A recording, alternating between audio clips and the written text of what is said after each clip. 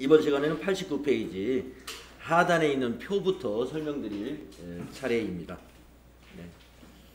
네. 저희가 지금 부가가치세 이론을 하고 있는데 부가가치세란 무엇이냐, 그다음에 우리나라 부가가치세의 특징, 그리고 납세 의무자에 대해서 정리했고요. 또한 납세 의무자는 사업자이며 또 수입의 경우는 재화를 수입하는 자가 납세 의무자인데, 여기서 부가가치세법상 사업자는 이와 같이 세 가지 요건을 묻고 있다는 얘기죠. 세 가지 요건이 충족하면 우리가 부가가치세법상 사업자다, 이렇게 분류를 하고 있다는 겁니다. 자, 그 밑에 표는요, 이 사업자를 다시 한번 그림으로 도표화 시켰는데요. 우리 사업자에는 과세사업자와 면세사업자가 있습니다. 밑에 여기 이 부분을 보시면 설명이 있는데, 이 면세사업자는요, 부가가치세법상에 아무런 의무가 없는 사업자입니다. 부가가치세법상에 아무런 의무가 없는 사업자, 가령 이제 이런 학원 사업, 또는 출판, 아니면 도서를 도소매하는 서점 같은데, 이런 데는 면세사업자죠. 그래서 부가가치세법상에 아무런 의무가 없어요. 그래서 우리가 부가가치세법에서 사업자라 하면은 과세사업자를 가리키는 거죠. 과세사업자. 그래서 과세사업자 중에서 우리가 이렇게 두 가지의 그룹으로 나누어집니다. 일반 과세자. 일반 과세자가 대부분이에요. 일반 과세자가. 그 다음에 간이 과세자. 간이 과세자라는 것은 동네에서 자그만하게 사업을 하는 사업자 정도로 여러분이 이해하시면 됩니다. 연 매출액이 4,800만 원 이하인 사업자. 아니면 신규로 사업을 개시해가지고 아예 나는 동네에서 자그마한 장사를 할 계획이에요. 그렇다면 간이과세자로 처음에 등록을 해서, 사업자 등록을 해서 사업을 하시면 됩니다. 그래서 일반 과세자는 이제 부가가치세법상 의무가 간이과세자에 비해서 더 많아요. 할 일이 더 많다는 것이죠. 그래서 여기 바로 말하는 납세 의무자는, 부가가치세법상의 납세 의무자는 과세사업자를 말하는 것이다. 그러니까 면세사업자가 있는데 면세사업자는 납세 의무가 없어요. 근데 이제 우리가 여기 밑에 이제 시장 같은 데 가보면은 과세사업과 면세사업을 겸용하는 사업자들도 굉장히 많습니다. 마트 같은 데 들어가 보시면 요즘에 이제 수박 많이 놓고 팔죠. 참외, 토마토는 아직 안 나왔나? 하여튼 막 이렇게 과일 같은 거 파놓으면, 과일 판매하는 것은 면세사업이에요. 그런데 마트에서 그것만 파는 게 아니라 소주도 팔고 막걸리도 팔고 맥주도 팔고 과자도 팔고 통조림도 팔고 이렇게 가공식품도 많이 팔죠. 그런 것들은 전부 과세입니다. 그래서 이제 우리가 보통 마트다 하면은 과세사업과 면세사업을 겸하고 있다. 겸용사업자. 겸용사업자도 꽤 많아요. 겸용사업자도. 자, 그래서 사업자를, 부가가치세법상의 사업자는, 납세 의무자인 사업자는 이 과세사업자를 의미하는 것이고, 겸용사업자도 존재한다. 이렇게 정리해 주시면 되겠습니다. 그리고 일반 과세자와 간이 과세자로 구분이 되는데, 다음 페이지에 가보시면 일반 과세자와 간이 과세자에 대한 과세 기간을 정리를 해놨습니다. 과세 기간. 우리가 회계에도 그 기간별 보고의 과정이라는 것이 있죠. 그래서 회계 기간은 1년을 초과하지 않는다. 1년 내에서 우리가 결산을 해야 된다 하는 그런 원칙이 있잖아요. 자, 부가가치세법도 우리가 세금을 과세를 하려면 기간을 정해서 과세를 한다는 거죠. 기간을 정해서 과세를 하는데 그것을 우리가 과세 기간이라고 합니다. 그래서 일반 과세자의 경우를 먼저 보면은요, 일반 과세자는 1년을 둘로 나눕니다. 그래서 1기와 2기로 이렇게 구분을 해서 1기, 2기. 1기는 1월 1일부터 6월 30일. 네, 6월 30일 얼마 안 남았죠. 그리고 2기는 7월 1일부터 12월 31일. 네, 일반 과세자는 1기와 2기로 구분합니다. 그 다음에 간이과세자의 경우를 보면요, 구분이 없어요. 1월 1일부터 12월 31일 1년을 1과세기간으로 정하는 거죠. 따라서 간이과세자는 부가가치세 신고를 12월 31일로 마감해가지고 1년에 한 번만 해요. 1월 달에.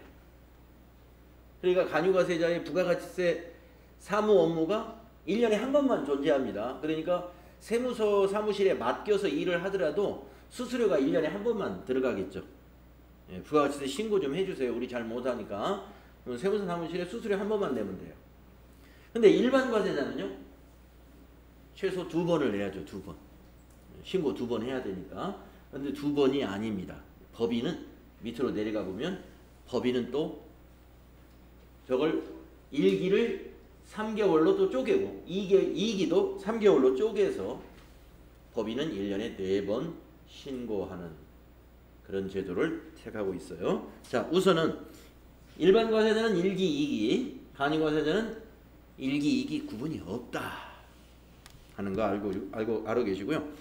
그 다음에 신규로 사업을 시작하는 자의 과세기간은 당연히 1월 1일부터 굳이 할 필요가 없죠.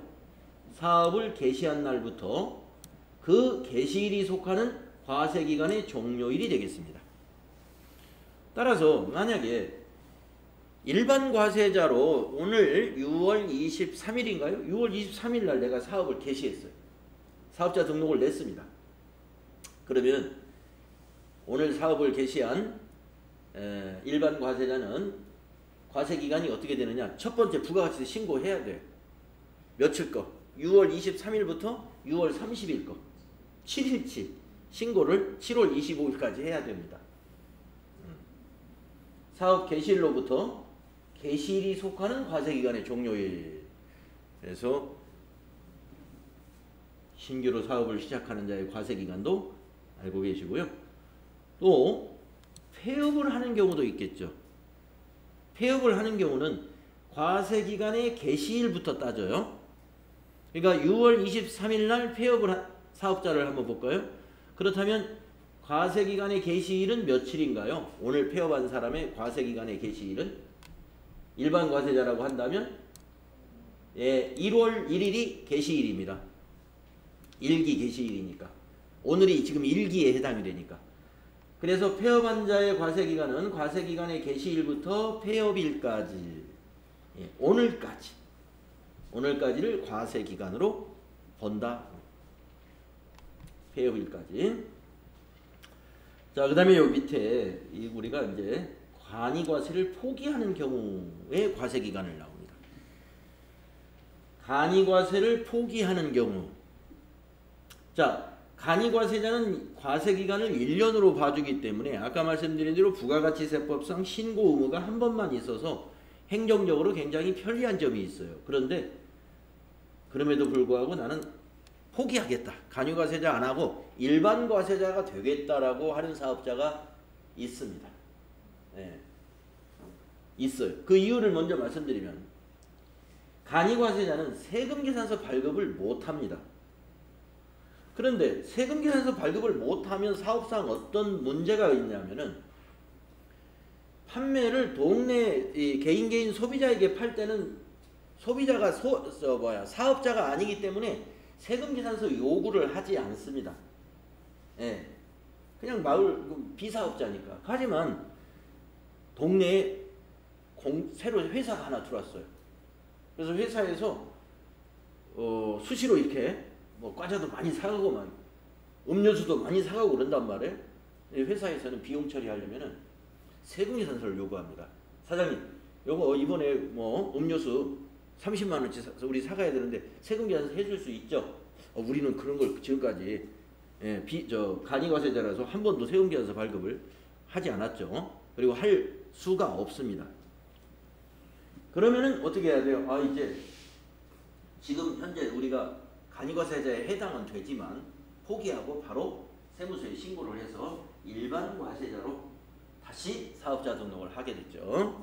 자, 그럴 때는 어떻게 돼요? 중간에 간이과세자의 과세기간하고 일반 과세자의 과세기간이 중간에 나누어지겠죠. 그 얘기입니다. 그래서 이렇게 중간에 과세기간 중에 포기를 하게 되면은 해당 과세기간의 개시일부터 만약에 오늘 포기했다고 볼까요? 6월 23일 날 이천 세무서를 찾아가가지고 포기를 했습니다. 그러면 우리 간이과세자로서의 과세기간은 1월 1일부터 포기 신고일이 속하는 달의 마지막 날 6월 30일까지는 간이과세자로 신고를 해야 돼. 그러니까 6월 30일까지는 7월 달에 신고할 필요가 없죠. 간이과세자의 신고는 내년 1월 달에 신고하면 되는 겁니다.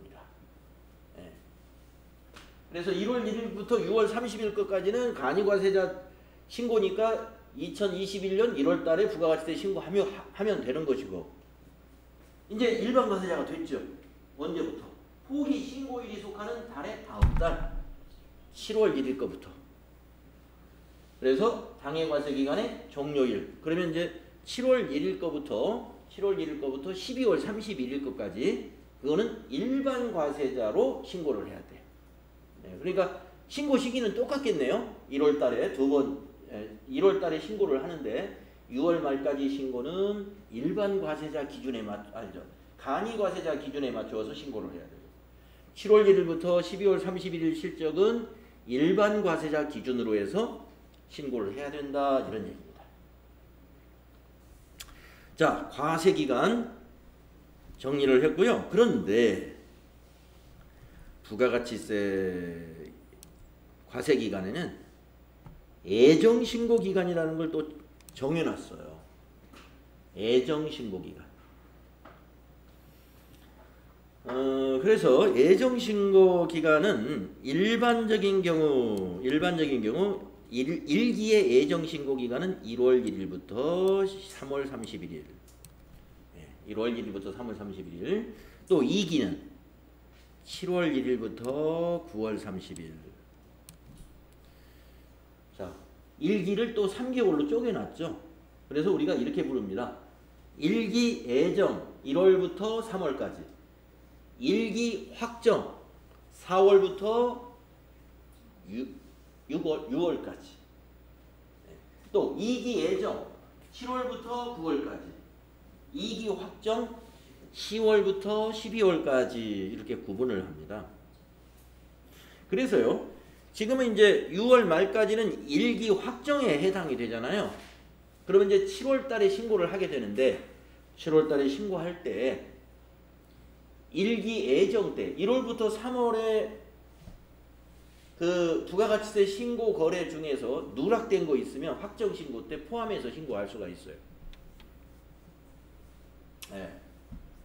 그래서 예정과 확정으로 나누어지기 때문에 1년에 4번 신고 납부하는 기업들이 많이 있습니다. 자, 여기 밑에 보시면 어떤 기업이, 주의사항이 여기에 나와 있네요. 어떤 기업이 해당이 되는지 한번 볼까요? 먼저 법인 사업자의 과세기간은 1년을 1기와 2기로 나누어지나, 법인 하면은 주식회사 생각하시면 되겠는데 1기와 2기로 나누어지나 부가가치세 신고 납부는 애정신고 기간으로 인하여 3개월마다 해야 한다. 애정신고 기간도 신고 납부해야 돼요. 그래서 3개월마다 해야 된다. 법인의 경우라고 그랬죠. 근데 괄호 안에 개인사업자는 애정신고 기간에 고지세액을 납부하면 된다. 그러니까 개인사업자의 경우는 애정신고 기간에는 서류는 챙길 필요가 없고요. 고지 납부라는 것은 뭐냐면 관할세무서에서 세금 얼마 납부하라고, 부가가치세 얼마 납부하라고 고지서가 날라온다는 얘기죠. 그러면 그대로 납부하면 된다 이겁니다. 개인사업자. 근데 개인사업자가 고지서가 만약에 날라왔는데 그 금액이 어떤 기준으로 그 고지를 하게 되느냐 하면요, 관할세무서에서 전기에 세금을 납부한 실적을 보고 그 금액의 절반을 고지합니다. 자, 여기서 예정신고 때니까 전기라 하면은 지금 만약에 지금은 이제 예정신고 기간이 아니겠죠. 만약에 이기 예정 이제 6월달 지나서 7, 8, 9월 이게 7, 8, 9가 이기 예정입니다. 그런데 제가 개인 사업자예요. 일반 과세자이고 개인 사업자. 그러면 9월달에 고지서가 옵니다. 10월 25일까지 납부하라고.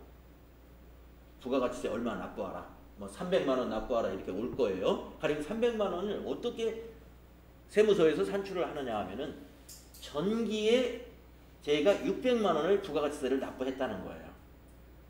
전기라면은 1월부터 6월 1기 전체 6개월치. 그러니까 7, 8, 9 장사했으니까 한 절반 정도 되겠다라고 가정해서 과세를 하는 겁니다. 그래가지고 300만 원에 고지서가 오면 뭐 비슷하면 그냥 내면 됩니다. 비슷하면 뭐 사업이 더 잘 됐어요. 근데 그래가지고 내가 부가가치세 계산해 보니까 한 500 돼. 그러면 300만 원만 고지서 날라오면 일단 그거 내고 나중에 확정 신고할 때 더 내면 되는 거예요. 그런데 그 반대의 경우는요. 7, 8, 9월 달에 우리 사업은 비수기라고 한번 해볼까요? 사람들이 다 어디 여행 가버리고 휴가가 가가지고 전혀 사업이 잘 안 되는 시기예요. 7, 8, 9는. 근데 1월부터 6월은 굉장히 성수기예요. 그러니까 상반기하고 하반기 장사가 완전히 다른 업종인데 상반기 때 장사가 잘 됐다고 300만 원이 고지가 온 거예요. 7, 8, 9월에는 거의 장사가 안 됐어. 100만 원도 안 돼. 그럼 뭐예요? 3분의 1 이하가 되죠. 예, 그 3분의 1 이하일 때는 신고 납부할 수 있습니다. 예, 300만 원 내고 나서 나중에 환급을 받는 확정 신고할 때 환급을 받을 수 있는 제도가 있는데 이 뭡니까 그 현금 사정이 그렇게 뭐 기업들이 돈이 넘쳐나면 세금 미리 안 내도 되는 돈을 미리 내놨다가 나중에 3개월 후에 환급 받는다. 이게 사실은 3개월도 더 걸려요. 신고하는데 신고하고 또 환급 받는데 30일 후에 나오기 때문에 그럴 수 있다면 그렇게 해도 되지만 대부분 기업들이 낼 돈이 별로 없죠. 그러니까 신고해서 100만 원만 내는 거예요. 네. 개인사업자는 예정신고 기간에 고지세를 납부하는 것이 원칙인데 실적이 좋지 않아가지고 고지세액이 실제 우리가 납부할 세액의 3배 이상이 되면은 신고 납부할 수 있다. 이렇게 이해하시면 되겠습니다. 그런데 법인은 어떻게 해야 돼요? 법인은 무조건 예정신고 기간도 신고 납부한다. 그래서 법인이 그만큼 할 일이 많이 있습니다. 그래서 우리 사업자분들이 개인 사업자로 이게 사업을 했을 때의 이런 세무 관련 업무하고 법인으로 바꾸었을 때의 세무 관련 업무가 훨씬 많아지는 게 이 부가가치세 때문에라도 그런 겁니다. 부가가치세 때문에라도 더 많이 발생하게 된다.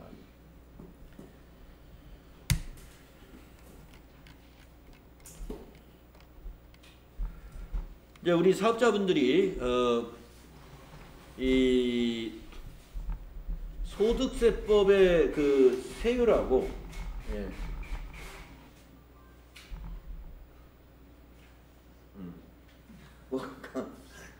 정체를 알 수 없는 인쇄물이 인쇄에 대해서 나왔는데 소득세법상의 세율하고 법인세법상의 세율을 이렇게 비교해가지고 유리하면 법인으로 이렇게 바꾸거든요. 기업들이 규모가 좀 커지면은 그리고 이제 법인이 되면 또 여러 가지 사업 외적으로도 또 이제 다른 어떤 이로운 점도 있으니까 개인 사업자가 좀 규모가 커지면 법인으로 전환해가지고 이렇게 사업을 하는 경우가 있죠. 그 대신 법인이기 때문에 여러 가지 의무가 더 많아질 수가 있다. 자, 과세기간에 대해서 정리했습니다. 다음은 납세지. 납세지라는 건 뭐냐? 세금을 어디에다가 내는 것이냐 이 말이죠. 납세지. 뭐 어렵지 않겠죠? 납세지는 어느 곳이냐? 자, 내용을 보면은요. 부가가치세의 납세지는 각 사업장의 소재지로 한다. 예, 각 사업장의 소재지. 네, 소재지라는 거 여러분 아시죠? 각 사업장의 주소지에 있는 관할 세무서가 되는 거예요. 따라서 사업자가 여러 사업장을 가지고 있다면 부가가치세 납세 의무자는 사업자 등록, 부가가치세 신고, 납부와 같은 부가가치세법상의 재반 의무를 사업장별로 이행해야 하는 것이 원칙입니다. 네. 공장을 이천에도 하나 이천에도 하나 있고, 공장을 저 음성에도 하나 있고, 또 저쪽에 또 청주에도 하나 있고, 이렇게 공장이 띄엄띄엄 있어요. 그러면 사업장이 이천 사업장, 음성 사업장, 청주 사업장 이렇게 있는 거예요. 그러면 부가가치세 신고 납부를 이천, 음성, 청주에서 각각 하는 게 원칙이고, 사업자 등록도 각각 사업자 등록이 3개가 존재해야 되는 것이 원칙이다. 왜? 사업장이 서로 위치가 다르니까. 자, 그 다음에 사업장을 말이죠. 우리가 저기 아까 그 앞 페이지에서는 사업자에 대한 정의였고, 여기서는 이제 그 사업자가 가지고 있는 이 사업장, 어디를 사업장으로 보느냐, 업종별로 애매한 것들을 좀 정리를 했어요. 광업의 경우는요, 광업은 여러분 그 광산에서 뭔가를 채굴하는 사업자잖아요. 그러면 그 광산이 있는 곳이 사업장이냐? 거기가 생산이 일어나니까. 제조업 같은 경우는 생산이 그 제품이 완료되는 곳이 그게 사업장이에요. 제조업에서는. 근데 광업에서는 그 채굴을 하는 곳이 사업장이 아니에요. 네. 사무소입니다. 사무소. 광업 사무소. 그러니까 예를 들어서 우리 회사가 광업을 하고 있는 회사인데 사무소는 이천에 있고요. 그 채굴은 어디서 하냐면 저 강원도 정선에서 한다 이 말이에요. 거기에 현장이 있어. 그 강원도 정선에서 뭔가를 캐요. 근데 총괄하는 사무소가 여기 이천에 있어요. 그러면 그 사업자의 사업장은 이천이다 이 말이에요. 광업 사무소. 제조업은 아까 말씀드린 대로 제품이 완성되는 장소를 사업장으로 본다. 건설업, 운수업, 부동산 매매업의 특징은 이 3개 업종이 어떤 특징을 가지고 있냐면요. 자꾸 옮겨 다니면서 사업을 한다는 겁니다. 예.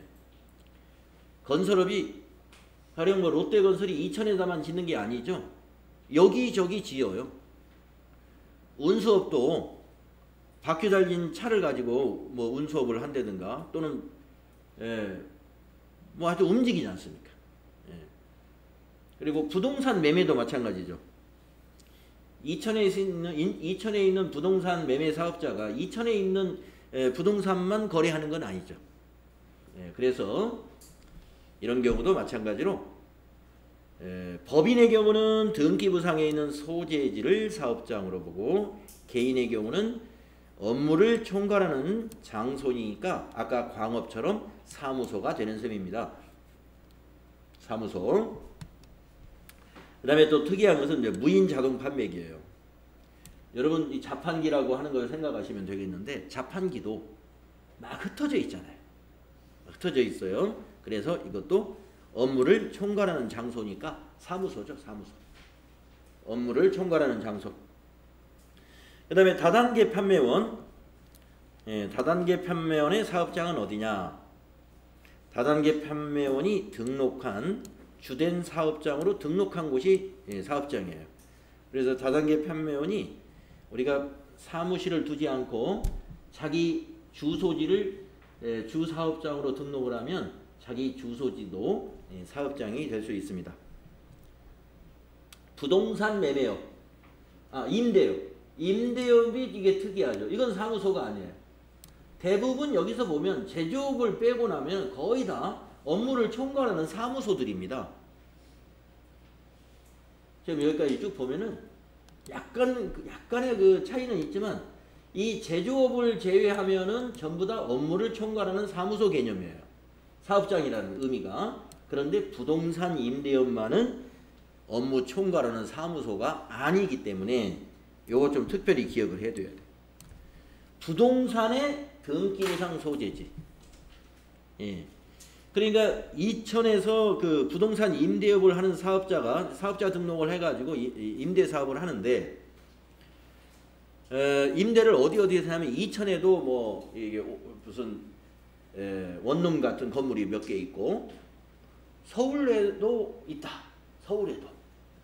그러면은 서울에 있는 건물에 대한 임대 소득에 대해서 부가가치세 신고하는 것은 서울에 신고해야 된다. 사업장이 부동산 위주로 임대사업자는 부동산 등기부상의 소재지를 사업장으로 본다. 네. 네네. 그 사업장 중에 본점이 있고 지점이 있는 업체들이 있잖아요. 네네. 그럼 그건 사업장별로 해요? 아니면 본점에서 다 총괄? 그러니까 원칙은 공장은 제조업이니까 공장이 사업자 번호가 따로 있고요. 매장이라든가 무슨 지점 이런 곳 거기서 판매가 일어나면 거기가 사업장이에요. 그러니까 우리가 사업장으로 보지 않는 것도 있습니다. 바로 밑에 나와요. 아까 지점이라고 말씀하시는 곳이 지점이라고 말씀하는 곳이 판매가 일어나는 곳이다 하면은 거기는 사업장. 그러면 그 사업장에서 별도로 신고를 해요? 네네네. 그렇습니다. 판매에 관한 것은 거기서 신고하고 또 공장에서는 또 별도로 공장에서 매장이 있는 그 직매장으로 이렇게 그 물건을 옮기잖아요. 제품을. 그것도 부가가치세가 과세되는 거예요. 같은 회사인데 이천 공장에서 제품을 만들어요. 그런데 우리 매장은 저기 삼성동에 있어. 서울에. 그러면 여기서 만들어 가지고 매장 있는 데로 옮겨야 되겠죠. 그거 판매하는 것처럼 세금계산서 발행해야 되고 과세합니다. 예. 그래서 이천 공장도 부가가치세 신고해야 되고. 제조업이 아니면 그러니까 제가 해외에서 수출을 해와서 각 지역에 다 이렇게 매장 사무실을 설치해 두고 본사에서 이제 뭐 부산에 있는 지방에서 만약에 영업이 이루어져서 제품이 나가게 되면 본사에 있는 창고에서 물건이 나가잖아요. 본사라는 곳이 그냥 창고만 있으면 사업자가 아닙니다. 사업장이 아니에요. 그러니까 본사에서도 팔고 부산에서도 판다. 그러면 두 개가 다 사업장으로 부가가치세 포함 사업장 신고를 해야 되고요. 본사는 그냥 물류 창고다. 물건 대주는 곳. 그렇다면 단순히 하치장 역할. 자, 지금 저 질문하시는 것이 이것과 관련이 있을지 모르겠는데 한번 볼까요? 자, 그러면 지금 이 사업장이 업종별로 어디가 사업장이 돼야 되는가는 이제 이해를 했어요. 그러면 우리가 여기 밑에 표가 뭐냐면은 직매장은 사업장이지만 하치장이나 임시사업장은 사업장으로 볼 수 없다 하는 겁니다. 이게 여기 OXX. 자, 직매장 우리가 보통 매장이라고 하는 곳입니다. 자, 제조업은요 물건을 만들어서 자기가 공장에서 직접 할 수는 없죠. 공장은 제품을 완료하는 것이고 공장에서 만들었으면 매장으로 옮겨야 되겠죠. 아니면 다른 사업자한테 팔거나. 그러니까 이 직매장도 하나의 사업장이에요. 자, 사업자가 자기의 사업과 관련해서 생산했거나 취득한 재화. 생산이라는 건 뭐예요? 제조업. 취득한 건 뭐예요? 도소매요. 그래서 사다가 팔든 만들어서 팔든 직접 판매하기 위하여 판매 시설을 갖춘 장소를 우리는 직매장이라고 한다. 직매장은 별도의 사업장이다. 매장은 사업장이에요. 그러나 하치장, 임시사업장이라고 할 수 있는 곳은 사업장이 아닌 걸로 본다 이겁니다. 사업장이 아니다. 그래서 하치장이라는 것은 창고시설만 가지고 있는 것이고요. 그 다음에 임시사업장은 우리가 어제도 말씀드렸지만은 무슨 행사장, 박람회 이런 곳을 말합니다. 이런 임시사업장까지 사업장으로 정의할 수가 없는 것이죠. 너무 복잡해지죠. 그렇게 되면 사업장 생겼다가 일주일 만에 없어져요. 너무 번거로우니까 사업장으로 안 보고. 그러면 사업자가 어떤 박람회장에 가서 팔았어요. 그러면 그거는 어디에서 판 걸로 봐야 돼요? 원래 사업장이 만약에 이천에 있었는데 서울에 무슨 박람회가 있어요. 거기 가서 박람회 행사에 보름간 참여해가지고 물건을 팔았습니다. 서울에서 신고하지 말고, 거기는 임시사업장이니까 이천에서 판매한 걸로 한꺼번에 신고하고 돼요. 그 얘기예요. 임시사업장은. 하치장은 아예 사업자 신고를 안 합니다. 부가가치세법상 사업자로 보지 않기 때문에 하치장 같은 곳은 사업자 등록번호가 없다 이런 얘기죠. 자, 그런데 우리가 원칙적으로는 사업장별로 신고해야 되고 납부해야 되고 사업자 등록증도 발급받아야 되고 이게 원칙입니다. 원칙. 그런데 우리 부가가치세법에 여러 가지 특례 규정이라는 걸 또 두었어요. 특례 규정이라는 건 예외 규정들입니다. 그 두 가지 요 기준이 시험에 잘 나오니까요.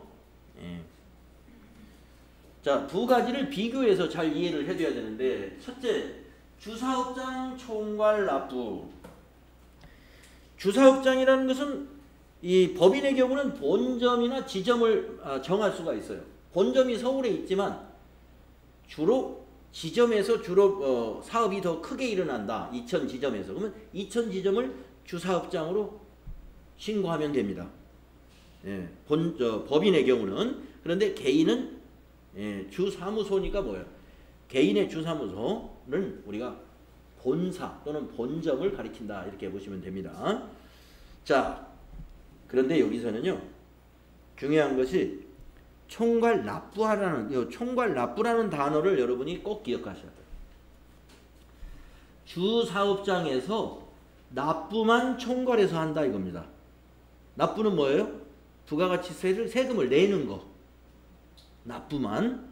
그 외에 납부 이외에 신고라든가 사업자 등록이라든가 하는 의무는 사업장별로 다 해야 돼요. 이게 주사업장 총괄 납부 제도입니다. 그러니까 납부만 총괄해서 할 수 있다. 납부만. 돈을 나누어서 이렇게 세금을 내는 게 아니라 그냥 한 군데서 사업장 여러 군데 거를 모아서 주사업장에서 세금을 낸다 이거예요.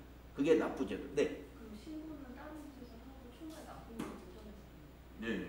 신고는 예, 신고는 사업장별로 해야 돼요.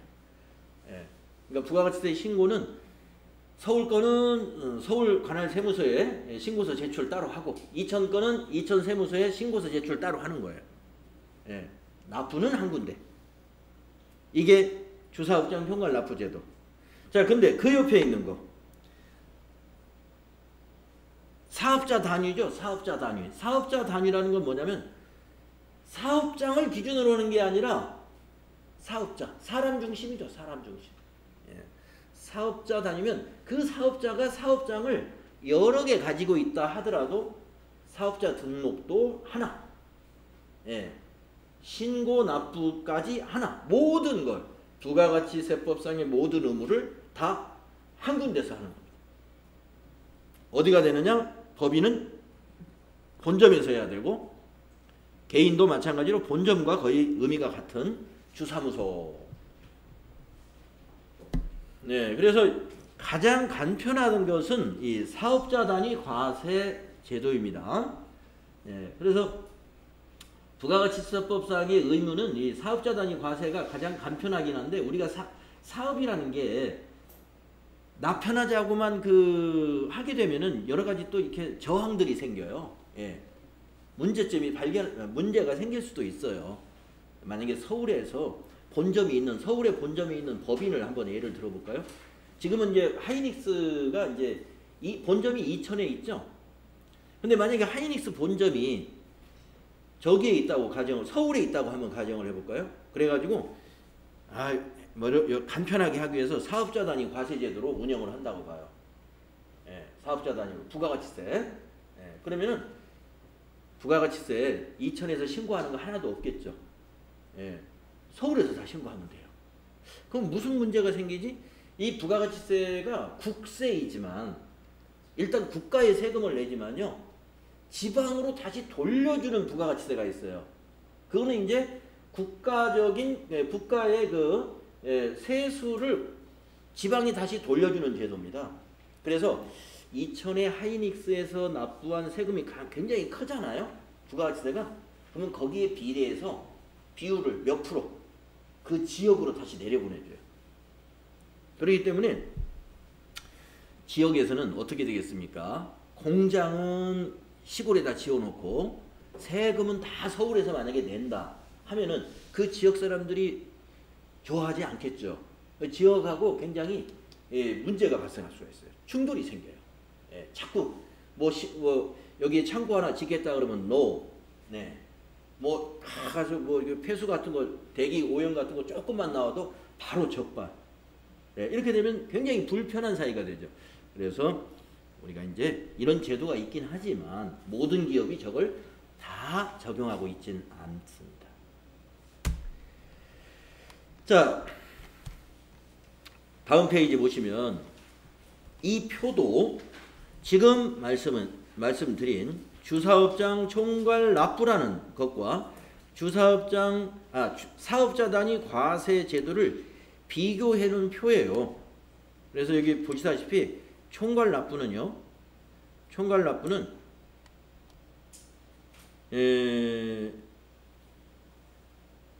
이것만 납부 및 환급 받는 것만 주사업장에서 한다는 겁니다. 납부는 돈 내는 거, 환급은 세금을 더 많이 냈을 때 나중에 돌려받는 것이죠. 그 환급도 있지만 우리가 매출세액에서 매입세액을 빼는 그런 그 차감 방법으로 해서 세금을 내는데, 부가가치세를 매입세액이 더 많은 회사, 매출세액보다 매입세액이 많은 경우, 그런 경우는 돈을 돌려받아야 됩니다.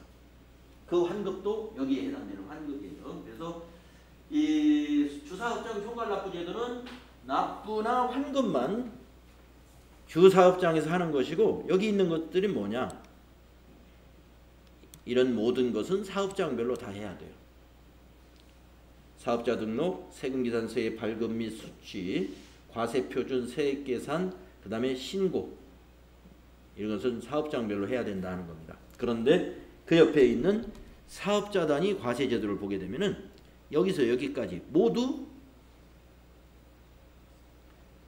사업자 단위 과세 적용 사업장 한 군데서 하면 돼요. 모든 놈을. 자, 그래서 이러한 그 제도를 이용하려면은요, 관할 세무서에 신고를 하게 되는데, 어떻게 신청을 하느냐 하면은요, 과세기간 개시 20일 전까지는 신고를 해야 된다는 겁니다. 그래서 만약에 2020년도 2기부터 총괄납부를 좀 적용하고 싶다 그러면은 20일 전이니까 6월 10일 날까지는 신고를 했어야 돼요. 7월 1일 개시가 20일 전.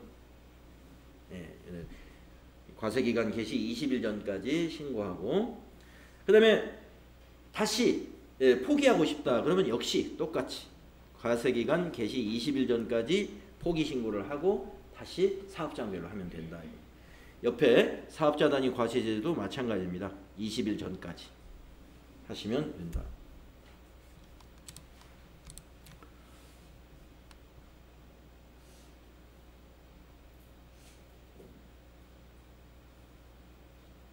그 밑에 주의를 한번 보겠습니다. 자, 신규로 사업을 시작하는 자가, 신규 사업을 시작하는 자, 주된 사업장에서 총괄하여 납부하려는 경우에는 주된 사업장의 사업자 등록증을 받은 날로부터 20일 이내에 신청서를 주된 사업장의 관할 세무서장에게 제출해주면 된다.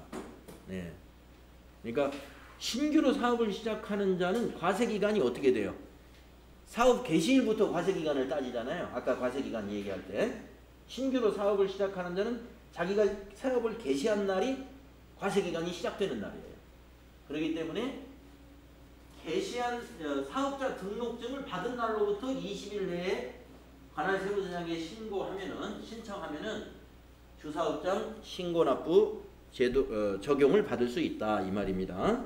그러니까 요 20일 똑같은데 기존의 사업자는 과세기간 개시 20일 전이고 신규로 사업을 시작하는 자는 사업자 등록증 받은 날로부터 20일이다. 예, 그런 얘기죠.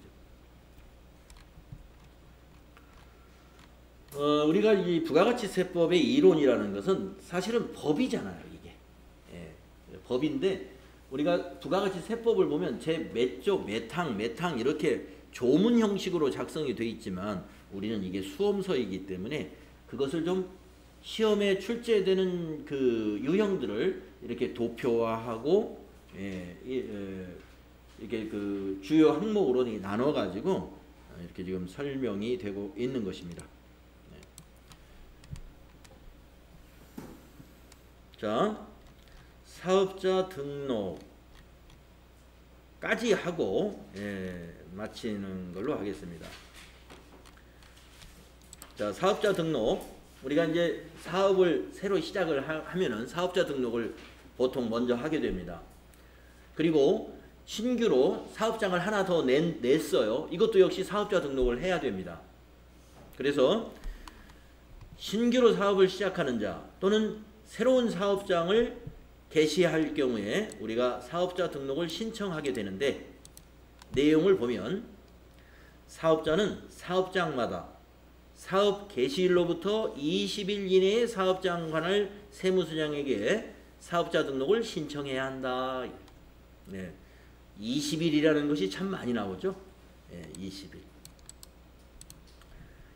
사업 개시일로부터 20일 내에 관할 세무서장에게 사업자 등록을 신청해야 한다. 원칙이 그렇습니다. 원칙이. 그래서 우리가 사업자 등록 신청에 관해서도 이제 뒤에 어떤 문제를 푼다든가 이럴 때 특례 규정도 나오니까요. 그때는 다시 또 추가해서 설명드리겠습니다. 여기 있는 두 개는 원칙이에요.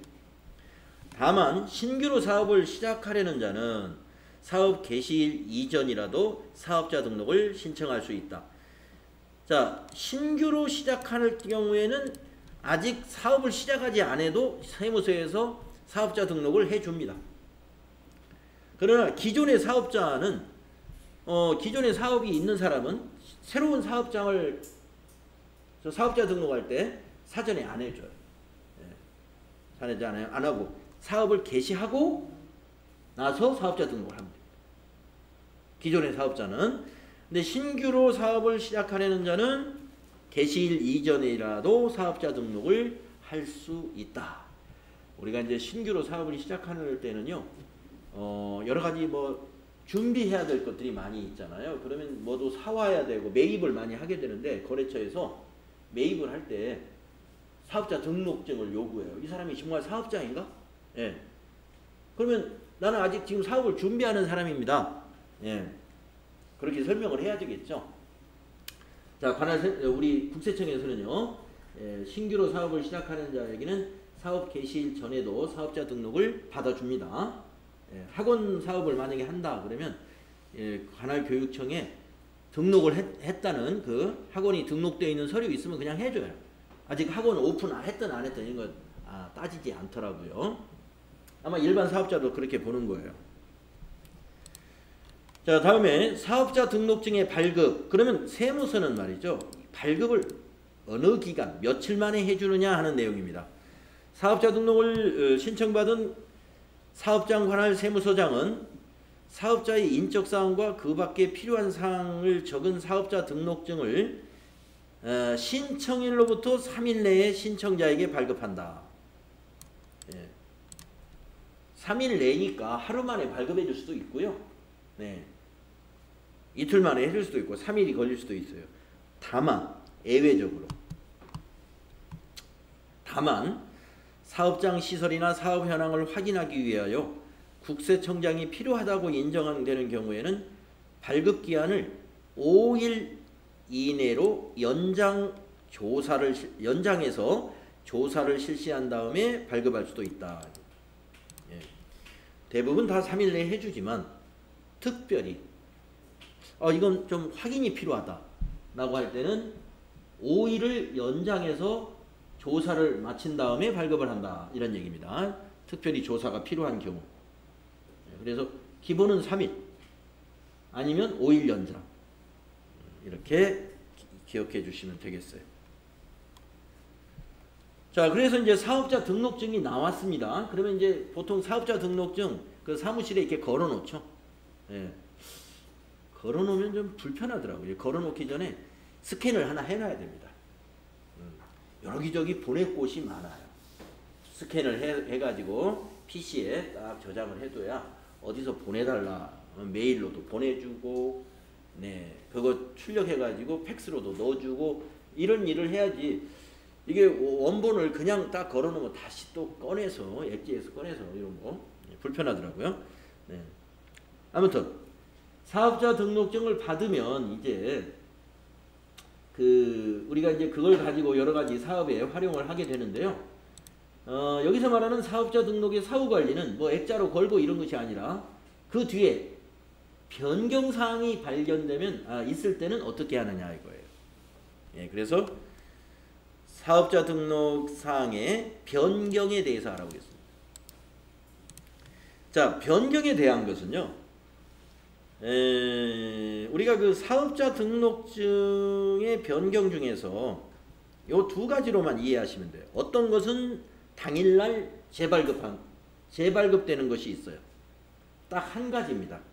여기 두 가지로 나오지만 이 두 개는 사실 내용상 같은 거라고 보셔도 돼요. 당일날 재발급해 주는 거 상호 변경입니다.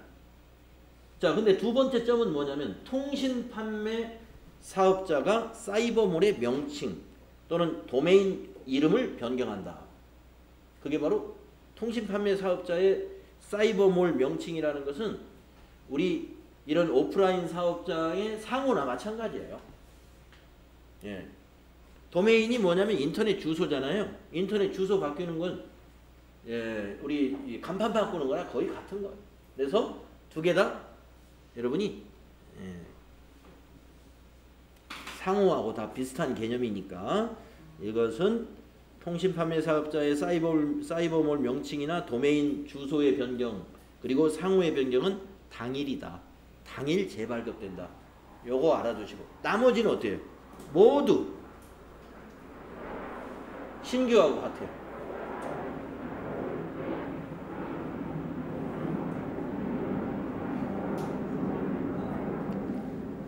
나머지는 모두 신청일로부터 3일 이내다 하는 얘기입니다. 네, 그런데 여러분들 여기 변경사항 중에 보면 대표자 변경, 그 다음에 사업의 종류, 사업장 이전, 주소가 되겠죠. 상속으로 인한 명의, 상속으로 인한 명의 변경은 뭐 대표자가 변경되는 거나 거의 같죠. 공동사업자의 구성원 또는 출자 지분이 변경되는 경우 이것도 이제 사업자의 변경이나 거의 같아요. 또 임대인 임차인 목적물 및 그 면적, 보증금 임차료 또는 임대차 기간이 변경되거나 또 새로 상가 건물을 임차하는 경우, 자 이런 사유가 있는데 여기에 지금 만약에 보기에 말입니다. 뭐 이런 거라든가 또는 뭐 이런 거라든가 보기에 이런 것이 있으면 이건 변경 사유, 사업자 등록에 변경 신청 사유가 되지 않는다 하는 거. 네. 그것도 잘 알아두세요. 이제 이 부분에 대해서 문제는 우리가 이제 그 이론 시험에서 나올 수 있는 거잖아요. 지금 하고 있는 이 부분에 대한 이론은. 그래서 아래 보기 중 사업자 등록에 변경 사유가 될 수 없는 것은 이런 식으로 문제를 출제하는 경우를 많이 봤어요. 그래서 1. 상호의 변경 2. 사업의 종류 3. 사업장 이전. 4. 전화번호 변경. 이렇게 해놓는단 말이에요. 네. 전화번호 변경은 사업자 등록증에 보시면 전화번호라는 건 아예 없어요. 네. 이메일 주소가 항목은 있어요. 우리 사업자 등록증을 보게 되면 이메일 주소가 항목은 있습니다. 그런데 이메일 주소를 바꾸는 것은 그 개인 사업장의 사정에 따라서 바꿀 수 있는 거예요. 거기는 항목을 거기다 만들어 놓은 건 거기다 이렇게 써가지고 거래처에 보내줄 때 사용하라고 하는 것이죠. 이메일 주소 바꿨다고 해서 그 세무서에 신고할 필요는 없습니다. 그러나 거래처에는 알려줘야 돼요. 이메일 주소가 바뀌면 거래처에는 알려줘야 됩니다. 그래야 이 세금계산서를 발행할 때 전자세금계산서를 발행하게 될 텐데 전송이 이메일로 되거든요. 예, 그래서 이메일 주소가 바뀌면 거래처에 알려주는 것이지 사업자 등록증을 재발급할 필요는 없는 것이죠. 그래서 한번 사업자 등록증 사진이 하나라도 있는지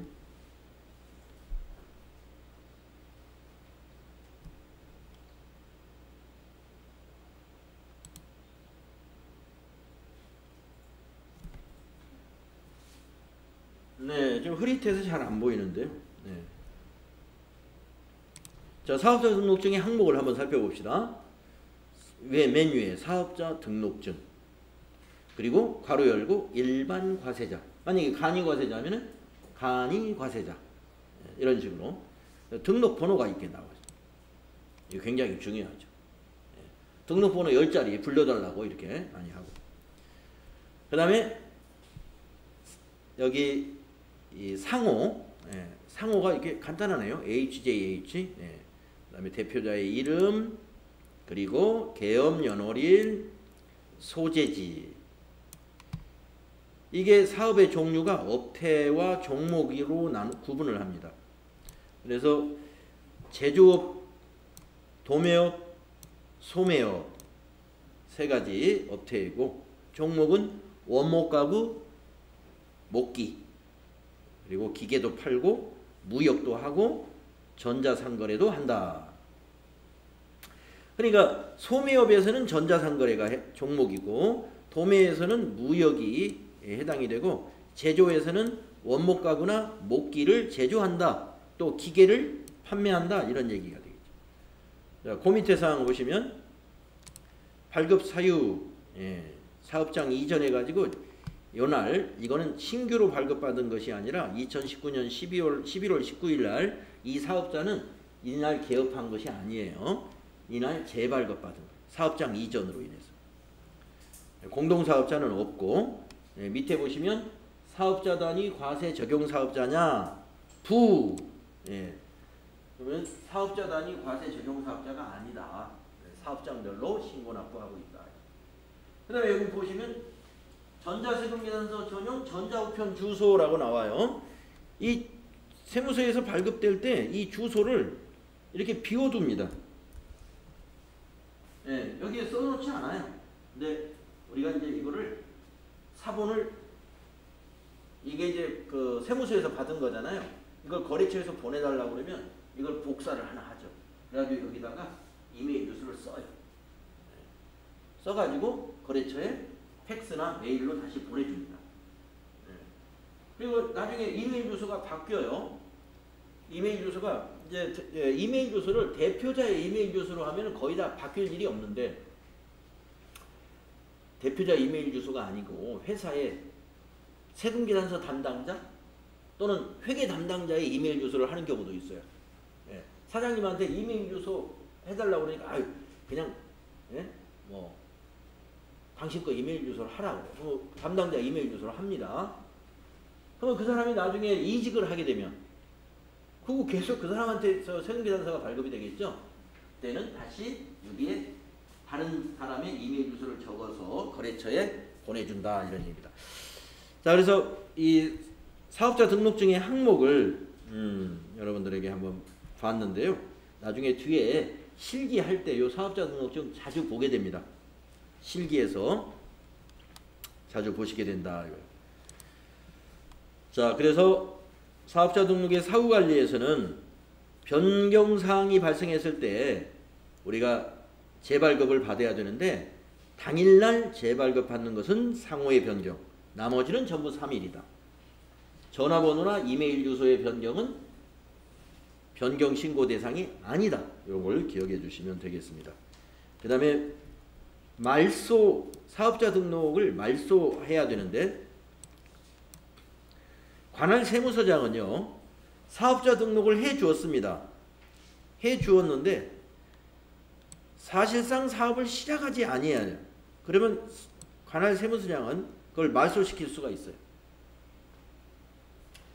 그러니까 사업자 등록증을 발급을 해줬으면 그 다음 과세기간부터 어떻게 해야 돼요? 신고가 들어와야죠. 일반 과세자로 사업자 등록증을 발급을 해줬어요.